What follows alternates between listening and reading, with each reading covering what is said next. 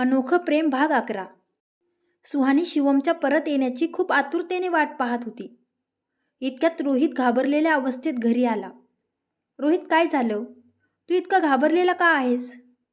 आईंनी काळजीने विचारलं. आई, ते शिवम दादाचा अपघात झाला आहे आणि त्याला हॉस्पिटलमध्ये ॲडमिट करण्यात आलं आहे. रोहित कसाबसा बोलला. ते शब्द ऐकून सुहानीच्या पायाखालची जमीनच सरकली. सगळे शॉक होऊन रोहितकडे पाहत होते.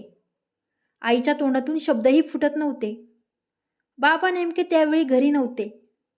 रोहितने बाबांना फोन करून हॉस्पिटलमध्येच यायला सांगितलं. नंतर रोहितने सगळ्यांना कारमध्ये बसायला सांगितलं. सुहानीने आईला धरून कारपर्यंत नेलं. त्यांचे पाय लटपटत होते. त्यांना स्वतःला कारमध्ये बसवून ती स्वतःही बसली. रोहित त्यांना घेऊन हॉस्पिटलकडे निघाला. सुहानीचं डोकं सुन्न झालं होतं. डोळ्यातून सारखं पाणी वाहत होतं. आईचीही तीच अवस्था होती. दिशाही रडत होती. रोहित खूप टेन्शनमध्ये होता. मागे बसलेली निशा गंभीर चेहरा करून बसलेली होती. कुणीच काही बोलण्याच्या मनस्थितीत नव्हतं. सगळे हॉस्पिटलमध्ये पोहोचण्याची वाट पाहत होते. एक एक क्षण त्यांना खूप मोठा भासत होता. रोहित वेगाने गाडी पळवत होता. शेवटी ते हॉस्पिटलमध्ये पोहोचले. ते सगळे रिसेप्शनवर आले आणि तेथे विचारपूस केल्यानंतर त्यांना शिवमला कुठे ॲडमिट केलं आहे ते समजलं. ते सगळे लगबगीने तिकडे पोहोचले. शिवम ओटीमध्ये होता. त्याची ट्रीटमेंट सुरू झाली होती. सुहानीने काचेतून डोकावून पाहिलं. शिवम बेशुद्ध अवस्थेत बेडवर झोपलेला होता. त्याला बऱ्याच ठिकाणी जखमा झालेल्या होत्या. डोक्यालाही जखम होती. तो ऑक्सिजनवर होता आणि प्रत्येक श्वासासाठी लढत होता. डॉक्टरची टीम त्याच्यावर उपचार करत होती. शिवमला त्या अवस्थेत बघून सुहानीला खूप धक्का बसला.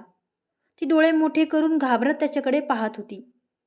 डोळे आसवांनी भरले होते. आईंची रडून रडून वाईट अवस्था झाली होती. त्यांनी काचेतून शिवमकडे पाहिलं आणि त्यांना भोवळच आली. सुहानीने त्यांना पकडून खुर्चीवर बसवलं.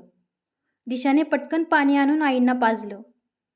सगळे आईंना धीर देण्याचा प्रयत्न करत होते, पण मनातून सगळेच खूप घाबरलेले होते. इतक्यात बाबाही तिथे येऊन पोहोचले. ते खूप टेन्शनमध्ये दिसत होते. बाबांना पाहून आई त्यांना बिलगून रडायला लागल्या. बाबांचे डोळेही पाणावलेले होते, पण ते आईला धीर देत होते. त्यांनी आईला व्यवस्थित खुर्चीवर बसवलं आणि डॉक्टरकडे चौकशी करायला गेले. बाबांनी एका डॉक्टरकडे विचारपूस केली, पण डॉक्टरने त्यांना सांगितलं की शिवमची हालत खूप नाजूक आहे. ते ऐकून त्यांच्या हृदयात धस्स झालं. इतक्यात पोलीसही तिथे आले. तेव्हा समजलं की शिवम काही कामासाठी खाली उतरल्यानंतर एका भरधाव वेगाने येणाऱ्या कारने त्याला उडवलं होतं. शिवम उडून खूप जोरात खाली आदळला आणि बेशुद्ध झाला. आसपासच्या लोकांनी आणि ड्रायव्हरने त्याला गाडीत बसून हॉस्पिटलमध्ये आणलं होतं. त्यांना माहिती देऊन पोलीस बाहेर गेले. सुहानीच्या हातपायांचा थरकाप चालू होता. डोळ्यांतून सारखे अश्रू गालांवर ओघळत होते. डोकं काम करेनासं झालं होतं. शिवमला त्या अवस्थेत पाहून तिचं मन तिळतिळ तुटत होतं, पण तिने स्वतःचं मन घट्ट केलं. आपल्या परिवारासाठी तिला स्ट्रॉंग राहणं गरजेचं होतं. आईला तिच्या आधाराची गरज होती. आई, बस झालं, काही नाही होणार शिवमला, दिशा आईला समजावून सांगत होती. बाबाही आईला समजावून सांगत होते. सुहानी सारखी दरवाजाजवळ उभी होती. डॉक्टर प्रयत्नांची पराकाष्ठा करत होते. इतक्यात एक नर्स बाहेर आली. पटकन सगळे उठून उभे राहिले व तिच्याकडे गेले आणि शिवमच्या तब्येतीची चौकशी करायला लागले. आई नर्सला शिवम कसा आहे म्हणून विचारत होत्या, पण नर्स काही न बोलता पटकन तिथून निघून गेली. त्यामुळे सगळ्यांच्या मनातील भीती अजूनच जास्त वाढली. तोपर्यंत सुहानीची आईही हॉस्पिटलमध्ये येऊन पोहोचली होती. रोहितने त्यांनाही फोन करून कळवलं होतं. आपल्या आईला पाहून सुहानीला अश्रू आवरले नाही. ती आईच्या गळ्यात पडून रडायला लागली. आईने सुहानीला शांत केलं आणि तिला स्ट्रॉंग राहायला सांगितलं. मग आई शिवमच्या आईकडे जाऊन त्यांना समजावून सांगायला लागल्या. हे काय झालं माझ्या शिवमसोबत? हे असं व्हायला नको होतं. आई ढसाढसा रडत होत्या. त्यांची वाईट अवस्था पाहून अखेर सुहानी त्यांच्याजवळ गेली आणि गुडघ्यावर त्यांच्यासमोर बसून त्यांचा चेहरा आपल्या हातात घेतला. आई, माझ्याकडे बघा, काही नाही होणार आपल्या शिवमला. त्यांना खूप चांगल्या प्रकारे लढता येतं. खूप स्ट्रॉंग आहेत ते. त्यांना काही होऊ शकत नाही. माझ्यावर विश्वास ठेवा. शिवमला काही नाही होणार. ती खूप विश्वासाने बोलत होती. तिचे ते आधाराचे शब्द ऐकून आई तिच्या गळ्यात पडून रडायला लागल्या. तिला खूप मुश्किलीने आपले अश्रू आवरावे लागत होते. बाबा पोलिसांशी बोलायला बाजूला आले होते. इतक्यात नर्स बाबांकडे आली. तिने बाबांना आणि रोहितला आपली ब्लड टेस्ट करायला लावली. पेशंटचा ब्लड ग्रुप आमच्याकडे उपलब्ध नाही आहे आणि दुसरीकडून व्यवस्था करता करता खूप वेळ होईल, म्हणून डॉक्टरने पेशंटच्या नातेवाईकांकडूनच ब्लड अरेंज करायला सांगितलं आहे. चला तुम्ही तुमची ब्लड टेस्ट करून घ्या, ती म्हणाली. बाबा आणि रोहित तातडीने ब्लड टेस्ट करायला गेले. शिवमच्या आणि सुहानीच्या आईची, सुहानीची आणि दिशाचीही ब्लड टेस्ट झाली होती. निशानेही नाईलाजाने ब्लड टेस्ट केली होती आणि ब्लड टेस्ट झाल्यावर ती सुहानीच्या जखमेवर मीठ चोळायला आली होती. सुहानी काहीही म्हण, पण शिवमची ही अवस्था तुझ्यामुळेच झाली आहे. तुझ्यामुळेच तो सारखा टेन्शनमध्ये होता. तू का त्याच्या मागे लागली आहेस? निघून का जात नाही तू त्याच्या आयुष्यातून? निशा तिच्याकडे द्वेषाने पाहत म्हणाली. पण सुहानीला तिच्याबरोबर वाद घालायचा नव्हता. तिने शांतपणे निशाला उत्तर दिलं. निशा, तुला जितके टोमणे मारायचे असतील तू मारू शकतेस, पण खरं हेच आहे की मी शिवमची पत्नी आहे. लग्न झालं आहे माझं. आमचं पती आणि पत्नीचं नातं आहे आणि मी शिवमची साथ कधीच सोडणार नाही. जीवन आणि मरणाची लढाई लढत आहेत शिवम आणि मी त्यांची साथ देणार आहे, सुहानी निर्धाराने म्हणाली. निशा तिच्याकडे रागाने पाहत तिथून निघून गेली. इतक्यात डॉक्टर बाहेर आले. त्यांना पाहून सगळे शिवमच्या तब्येतीबद्दल विचारायला त्यांच्याकडे गेले. हे बघा, शिवमला बरीच दुखापत झाली आहे. डोक्यालाही मार लागला आहे. बरंच रक्त गेलं आहे. त्यामुळे त्याची तब्येत नाजूक आहे. त्याचं तातडीने ऑपरेशन करावं लागणार आहे. पण तुम्ही घाबरू नका. आम्ही आमच्यातर्फे पूर्ण प्रयत्न करत आहोत. एवढं बोलून डॉक्टर परत आत गेले. रेखाताईंनी शिवमच्या आईला पकडलं होतं. त्यांची अवस्था खराब होत चालली होती. सुहानी दरवाजाजवळ उभी राहून काचेतून शिवमकडे पाहत होती. पोलीसही अधूनमधून येऊन विचारपूस करत होते. बाहेर मीडियालाही ही बातमी समजली होती. पोलिसांना त्यांना आवरावं लागत होतं. पोलिसांना त्या कारचा नंबर मिळाला होता आणि त्यांनी त्या कारबद्दल माहिती काढायला पाठवली होती. पोलिसांनी बाबांना लवकरात लवकर गुन्हेगाराला पकडण्याचं आश्वासन दिलं. इतक्यात नर्सने येऊन सांगितलं की त्यांना शिवमच्या ब्लड ग्रुपशी मॅच होणारा ब्लड ग्रुप मिळाला आहे. आईचा ब्लड ग्रुप मॅच होत होता, पण त्यांची तब्येत बरी नव्हती, म्हणून त्यांचं ब्लड घेणं धोकादायक होतं. आणि दुसरी व्यक्ती जिचा ब्लड ग्रुप मॅच होत होता ती होती सुहानी. ते ऐकून सगळे चकित झाले. सुहानीला ते ऐकून खूप बरं वाटलं. सुहानी लगेच नर्ससोबत ब्लड देण्यासाठी गेली. ब्लड मिळाल्यामुळे आईंनी देवाचे आभार मानले. नर्सने सुहानीला एका बेडवर झोपायला लावलं आणि तिचं ब्लड घेण्याची तयारी सुरू केली. सुहानीला तिथे पडल्या पडल्या शिवम दिसत होता. ती पाणवलेल्या डोळ्यांनी त्याच्याकडे पाहत होती. त्याला तिथे लाचार होऊन बेडवर पडलेला पाहून तिला खूप त्रास होत होता. तिला समजलं होतं की तिच्या मनाला शिवमला अशा अवस्थेत बघून इतक्या वेदना का होत होत्या. तिला समजलं की तिचं शिवमवर किती प्रेम आहे ते. तो तिच्यासाठी इतका महत्त्वाचा कधी बनला ते तिला समजलंच नाही. नकळत ती त्याच्या प्रेमात पडली होती. तो तिला त्रास देत होता, पण तिची काळजीही तोच घेत होता. तिच्या आई आणि बहिणीसाठीही त्याने खूप काही केलं होतं. तो तिचा जीव की प्राण कधी बनला ते तिलाही समजलं नव्हतं. त्याच्याबद्दल तिच्या मनात असलेला सगळा द्वेष संपला होता आणि त्याची जागा प्रेमाने घेतली होती. आता ती त्याच्यासाठी काहीही करायला तयार होती. तिला आपल्या देवावर पूर्ण विश्वास होता की तिच्या शिवमला काही होणार नाही. आपल्या मनातल्या भावना समजल्यानंतर तिला खूप वेगळं वाटत होतं. इतके दिवस तिला समजतच नव्हतं की तिला काय होतंय ते. पण आज त्याला संकटात पाहून तिला समजलं होतं की ती शिवमच्या प्रेमात आकंठ बुडाली होती. तिच्या लग्नापासूनचे सगळे क्षण तिच्या डोळ्यांसमोर फिरत होते. त्याच्यासोबत घालवलेला प्रत्येक क्षण तिला आठवत होता. तिच्या डोळ्यांतून हळूच एक अश्रू खाली ओघळला. शिवम, जेव्हा तुम्ही शुद्धीवर येताल तेव्हा माहीत नाही हे ऐकून कसं रिॲक्ट करताल की मी तुमचा जीव वाचवण्यासाठी मदत केली आहे. पण तुम्हाला शुद्धीवर यावंच लागेल. आपल्याला अजून खूप साऱ्या गोष्टींवर भांडायचं आहे. सुहानी शिवमकडे पाहत रडतच म्हणाली. नर्सने येऊन सुहानीला खाण्यासाठी काहीतरी आणून दिलं. काही वेळाने सुहानी रक्त देऊन बाहेर आली. आईची अवस्था पाहून तिच्या पोटात तुटत होतं. तिने आईला सगळं ठीक होईल असं म्हणत धीर दिला. इतक्यात पोलिसांनी येऊन बाबांना सांगितलं की त्यांनी कारचा आणि तिच्या मालकाचा शोध लावला आहे. पण त्या मालकाचं म्हणणं आहे की त्याची कार कालपासून चोरीला गेली होती. त्याने कारच्या चोरीची पोलीस कंप्लेंटही केली आहे. पण तुम्ही काळजी करू नका, आपण खऱ्या गुन्हेगाराला लवकरच पकडू. ते ऐकून बाबा अजूनच टेन्शनमध्ये आले. पण त्यांनी निर्धार केला की ते त्या व्यक्तीला सोडणार नाही ज्याने शिवमला या अवस्थेत पोहोचवलं आहे. त्यांनी पोलिसांना त्यांची पूर्ण ताकद लावून त्या व्यक्तीला अरेस्ट करण्याची विनंती केली. पोलीस त्यांना धीर देऊन निघून गेले. डॉक्टर शिवमच्या ऑपरेशनला सुरुवात करणार होते. आईची भीती वाढतच चालली होती. सुहानी, मला शिवमला गमवायचं नाहीये. हे सगळं सहन करण्याची ताकद नाहीये माझ्यात. आई रडत होत्या. आई, हे काय बोलताय तुम्ही? काही नाही होणार शिवमला. देव काही नाही होऊ देणार शिवमला. आपण देवाला याचना करू. मला खात्री आहे देव आपलं जरूर ऐकेल, ती आईला धीर देत म्हणाली. सुहानीच्या बोलण्यामुळे आईंना खूप धीर येत होता.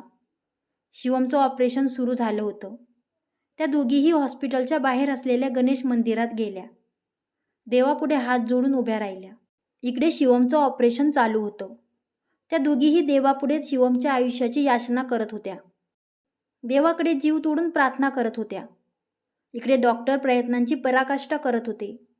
शिवमला वाचवण्याचा खूप प्रयत्न करत होते. पण शेवटी ऑपरेशन करताना अचानक शिवमच्या हृदयाचे ठोके बंद पडले. डॉक्टरांनी कसोशीने प्रयत्न केले, पण त्यांचे सगळे प्रयत्न अपयशी ठरले. शिवमचा श्वास बंद पडला होता. शेवटी डॉक्टरांनीही हार मानली. डॉक्टर मास्क काढून बाहेर आले. तेवढ्यात आई आणि सुहानीही तिथे आल्या. सगळा परिवार खूप चिंताग्रस्त होऊन डॉक्टरकडे पाहत होता. I am sorry, he is no more. आम्ही शिवमला वाचवू नाही शकलो, डॉक्टर खाली मान घालून निराशेने म्हणाले. ते ऐकून तिथे उपस्थित सगळ्यांवर आभाळच कोसळलं. आई तर चक्कर येऊन खाली पडल्या. सगळ्यांनी आईला उचलून खुर्चीवर बसवलं. कुणालाही जे ऐकलं त्यावर विश्वास बसत नव्हता. सुहानी स्तब्ध होऊन उभी होती. डॉक्टरचे ते शब्द ऐकून तिला स्वतःलाच निष्प्राण झाल्यासारखं वाटत होतं. तिच्या हृदयाने जसं काही धडधडणंच बंद केलं होतं. ती यंत्रवत ऑपरेशन थिएटरच्या दिशेने चालू लागली. आतमध्ये प्रवेश केला तर समोर शिवम निर्जीव होऊन पडलेला होता. सगळ्या यंत्रणा बंद पडल्या होत्या. सुहानीच्या डोळ्यांतून अश्रू खाली ओघळले. ती शिवमच्या बेडजवळ आली. शिवम, उठा. मला माहीत आहे तुम्हाला माझा आवाज ऐकू येतोय. खूप झालं तुमचं, उठा आता लवकर. ती शिवमला हलवून उठवण्याचा प्रयत्न करत होती. मजाक बंद करा आणि उठा. तुम्ही इतक्या लवकर हार नाही मानू शकत. उठा लवकर, नका त्रास देऊ. तुमची आई बाहेर तुमच्यासाठी रडत आहे. तुमचा परिवार तुमच्यासाठी प्रार्थना करत आहे. आणि तुम्ही माझा विचार नाही केला. तुम्ही गेले तर माझं काय होईल? तुम्ही मला असं सोडून नाही जाऊ शकत. आता कुठे सगळं ठीक व्हायला लागलं होतं. आता कुठे मला माझ्या भावनांची जाणीव व्हायला लागली होती. आता कुठे मला समजलंय की तुम्ही माझ्यासाठी काय आहात. नाही, तुम्ही मला असे सोडून नाही जाऊ शकत. तुम्हाला उठावंच लागेल. तुमच्या परिवारासाठी, माझ्यासाठी उठा लवकर. ती शिवमला गदागदा हलवून त्याला उठवण्याचा प्रयत्न करत होती. पण शिवमच्या शरीरात कोणतीही हालचाल होत नव्हती. इतक्यात तिचं लक्ष आपल्या हाताकडे गेलं. तिच्या हातात पूजेचं फूल होतं. देवाचं नाव घेत तिने ते फूल त्याच्या डोक्याला लावलं आणि त्याच्या मुठीत बंद करून ठेवलं आणि प्रार्थना करायला सुरुवात केली. गणपती बाप्पा मोरयाचा जाप करायला सुरुवात केली. बाहेर आई शुद्धीवर आल्या होत्या. त्याही उठून घाईघाईने ऑपरेशन थिएटरमध्ये आल्या. त्यांच्या मागे सगळी फॅमिलीही तिथे आली. सुहानी एकसारखे देवाचे मंत्र जपत होती आणि शिवमला जीवदान मिळावं यासाठी देवाकडे याचना करत होती. आईही येऊन शिवमला आवाज देत त्याला उठवण्याचा प्रयत्न करायला लागल्या. सगळे रडत होते. बाबा स्तब्ध होऊन शिवमकडे पाहत होते. सुहानी मात्र एकसारखी प्रार्थना करत होती. तिने अजून स्वतःचा विश्वास ढळू दिला नव्हता. तिचा देवावर पूर्ण विश्वास होता. ती अखंडितपणे गणपती बाप्पा मोरयाचा जाप करत होती. इतक्यात सुहानीच्या आईचं लक्ष शिवमच्या हाताकडे गेलं. त्यांना असा भास झाला की जशी काही शिवमची बोटं हलली. त्या शॉक होऊन त्याच्या बोटाकडे निरखून पाहायला लागल्या.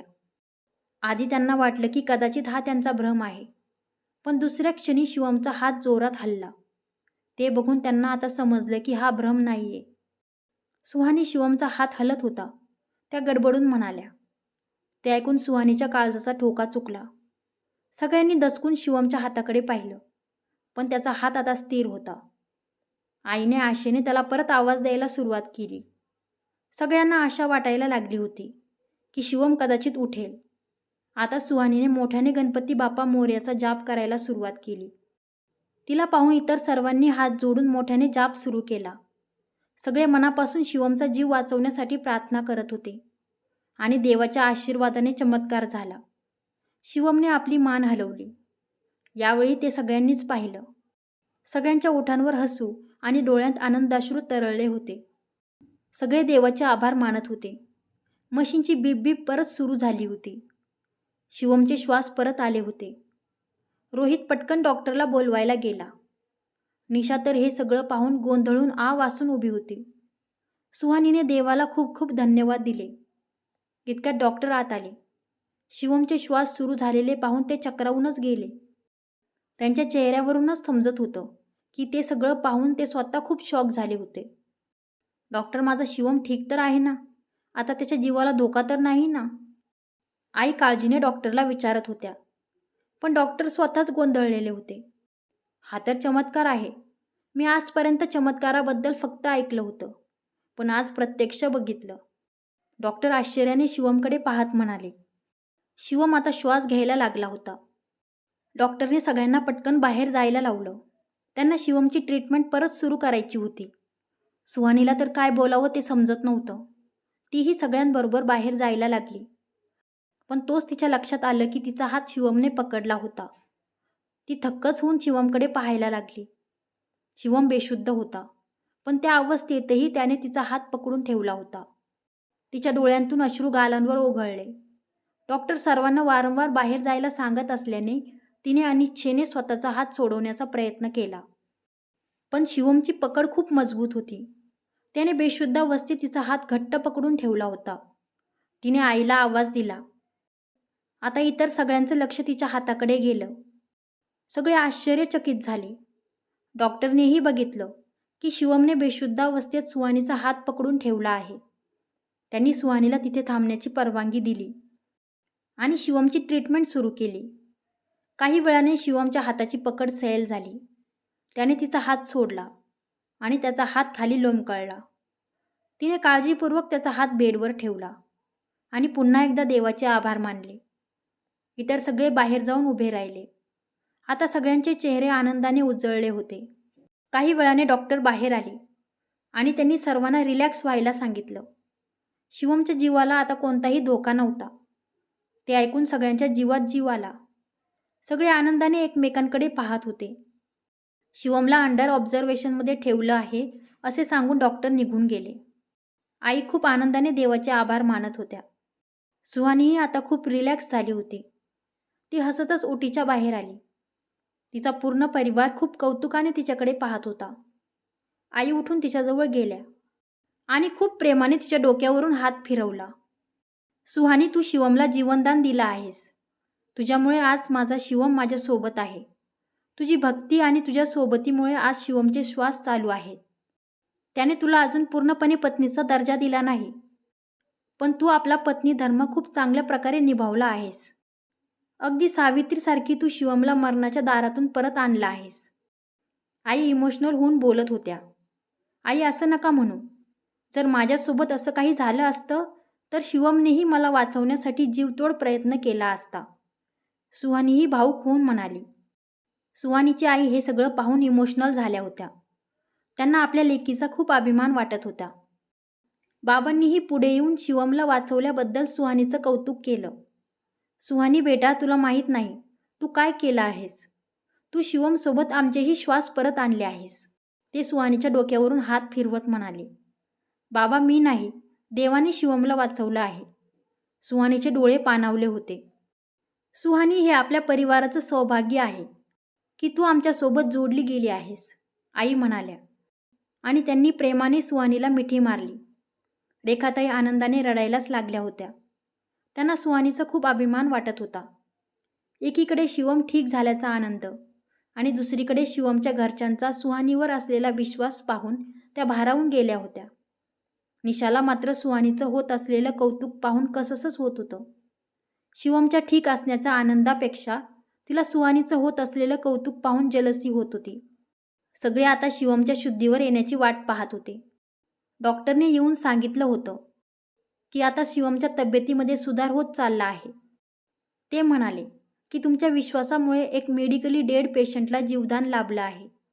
ते ऐकून सगळ्यांना दिलासा वाटत होता. बघितलंच सुहानी, ज्या व्यक्तीने शिवमला इजा पोहोचवण्याचा प्रयत्न केला आहे त्याला नाही माहीत की आता शिवमच्या सोबत तू आहेस. तू त्याला कुठेही जाऊ देणार नाहीस, आई आनंदाने म्हणाल्या. सुहानीने स्माईल करत त्यांना प्रतिसाद दिला. शिवमची तब्येत आता ठीक असल्याने सुहानीने आपल्या आईला घरी जायला सांगितलं होतं, कारण घरी मानवी एकटी होती. आई सुहानीला आणि शिवमच्या आईला काळजी घ्यायला सांगून घरी गेल्या. सुहानीने दिशा आणि रोहितलाही थोडा आराम करायला घरी पाठवलं. निशाही त्यांच्याबरोबर घरी गेली. बरीच रात्र झाली होती. आई सारख्या काचेतून शिवम शुद्धीवर कधी येतो याची वाट पाहत होत्या. सुहानी हळूच त्यांच्याकडे गेली. आई, काळजी करू नका, शिवम आता ठीक आहे. तुम्हीही थकल्या आहात. तुम्ही घरी जाऊन आराम करा. मी शिवमसोबत इथेच थांबते, ती काळजीने आईला म्हणाली. पण शिवम अजून शुद्धीवर आला नसल्याने आईला काळजी वाटत होती. क्रमशः कसा वाटला आजचा भाग?